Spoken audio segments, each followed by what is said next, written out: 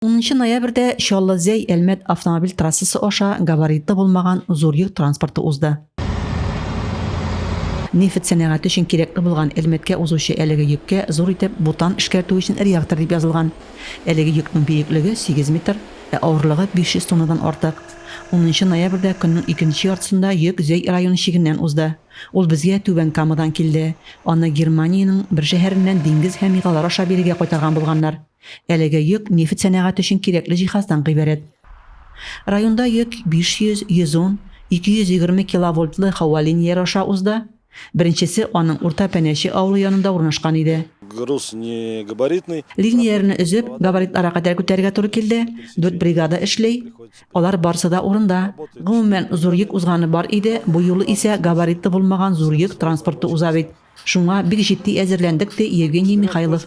Нефт сәнәгате өчен кирәкле булган әлеге биниһая зур йөк узу өчен район юл һәм электр хезмәтләре алдан әзерлек хәстәрен күрде. Шулай итеп трассадагы юл кырлары ныгытылды, кайбер светофор һәм юл билгеләре демонтажланды.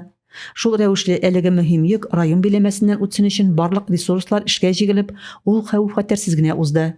Резимә Кашапова, Юлия Казамарова, Татарстан хәбәрләре.